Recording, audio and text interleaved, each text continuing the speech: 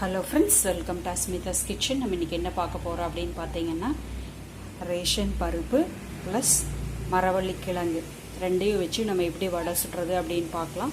ஓகேங்களா? நான் 2 city ration அரிசி எடுத்து ஒரு 4 hours ஊற வச்சு நல்லா சுத்தம் பண்ணி எடுத்துகிட்டேன். பாருங்கள், இதில் போடும்போது தண்ணி நல்லா ட்ரை ஆயிரும்.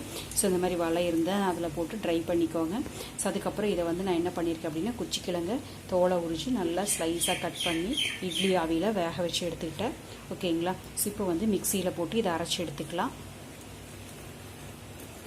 ஸோ இப்போ பார்த்தீங்க அப்படின்னா, காரத்துக்கு நான் ஒரு 8 வரமிளகாயை நல்லா பொடி பொடியாக கட் பண்ணி உள்ளே போட்டிருக்கேன்.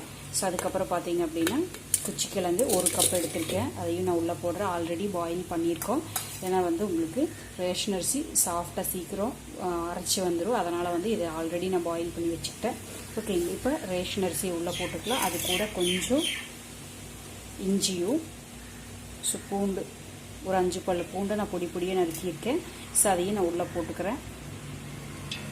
ஏன்னா வந்து பூண்டு குழந்தைங்க சாப்பிட மாட்டாங்க. ஸோ இந்த மாதிரி நம்ம தெரியாமல் கொடுத்துட்டோம் அப்படின்னா சாப்பிட்டுக்குவாங்க இல்லைங்களா? அதுக்காகத்தான் இப்போ நான் ரேஷன் அரிசியை வடித்து உள்ளே போட்டுக்கிறேன். ஸோ இப்போ ரேஷன் பருப்பை நான் துவரம் பருப்பை உள்ளே போட்டுட்டேன். இதுக்கு தேவையான அளவுக்கு உப்பு போட்டுக்கிறேன் நான். ஓகேங்களா? ஸோ கொஞ்சமாக போட்டு கூட பார்த்துட்டு போட்டுக்கலாம். இப்போ நான் மிக்சியில் அரைச்சி எடுத்துக்கிறேன். உங்களுக்கு வடைக்கு அரைக்கிற பதத்துக்கு நல்லா அரைச்சி எடுத்துக்கோங்க. ஃப்ரெண்ட்ஸ் பாருங்கள், இந்த பதத்துக்கு நல்லா மசிச்சு எடுத்துக்கோங்க. உங்களுக்கு கஷ்டமாக இருந்துச்சு அப்படின்னா துவரம்பருப்பு தனியாகவும் மரவள்ளிக்கிழங்கு தனியாகவும் அரைச்சி எடுத்து கூட மிக்ஸ் பண்ணிக்கலாம். ஓகேங்களா? கொஞ்சம் நீங்கள் வந்து துவரம்பருப்பு அப்படிங்கிறனால கொஞ்சம் மதப்பாக இருக்குது. அதுக்காக வந்து வரமிளகாய் கொஞ்சம் அதிகமாக சேர்த்திக்கோங்க. ஓகேங்களா? ஸோ அதுக்கப்புறம் பாருங்கள், நான் ஒரு பெரிய வெங்காயம் வந்து பொடி பொடியாக நறுக்கி வச்சுருக்கேன். ஸோ பச்சை மிளகாய் காரத்துக்கு கொஞ்சம் நறுக்கி வச்சுருக்கேன். கொத்தமல்லி தழை வச்சுருக்கேன். கருகாப்பில் வச்சுருக்கேன். இஞ்சி பாருங்கள், இந்த அளவுக்கு போடணும். அப்போ தான் உங்களுக்கு அந்த மதப்பு போகும். ஸோ இது எல்லாத்தையும் போட்டு நைஸாக பரட்டிக்கிறேன். உப்பு கரெக்டாக இருக்கான்னு பார்த்து அதுக்கப்புறமா எண்ணெயில் பொரிச்சு எடுத்துக்கலாம். இப்போ நான் கடாயில் எண்ணெய் ஊற்றி சூடு பண்ணி வச்சுருக்கேன் சைமல்டேனியஸாக. ஸோ பாருங்கள், இந்த மாதிரி நல்லா மிக்ஸ் பண்ணிக்கலாம். ஓகேங்களா?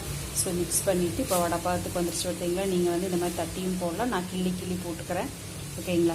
ஸோ அப்போ தான் குட்டீஸுக்கு சின்ன வடை அப்படின்னா ரொம்ப பிரியமாக சாப்பிடுவாங்க. அப்படிங்கிறனால நான் கிள்ளி போட்டுக்கிறேன். ஸோ இந்த மாதிரி கிள்ளி போட்டுக்கிறேன். ஓகேங்களா? இப்போ என்ன காஞ்சிச்சான்னு பார்க்கலாம். ஸோ என்ன காஞ்சிருச்சு, நான் அப்படியே கிள்ளி விட்டுறேன். ஸோ நீங்கள் தட்டி போடுறதுனாலும் போட்டுக்கலாம். வாழை இலையோ இல்லைன்னா ஈர துணி வச்சோ தட்டி போடுறதுனாலும் போட்டுக்கலாம்.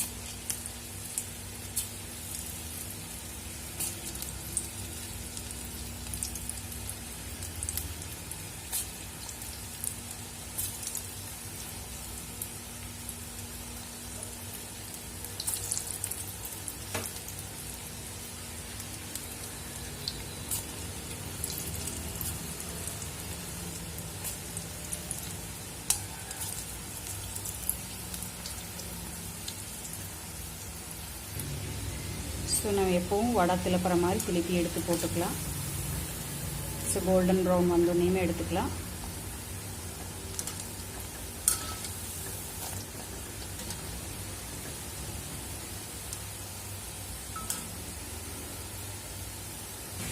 ஸோ ஃப்ரெண்ட்ஸ் பாருங்கள், இப்போ ஒரு தடவை நம்ம திருப்பி போட்டாலே போதும். ஓகேங்களா? ரொம்ப நேரம் திருப்பி போட்டுருக்கணும் அப்படிங்கிறது கிடையாது. ஓகே, கோல்டன் ப்ரௌன் வந்துருச்சு இல்லைங்களா? இப்போ எடுத்து வச்சுக்கலாம். உப்பு கரெக்டாக இருக்கான்னு பார்த்துட்டு பத்தலை அப்படின்னா ஆட் பண்ணிக்கலாம். நம்ம இப்போ வேணாலும் ஃபஸ்ட்டு டைம் செய்கிறப்போ.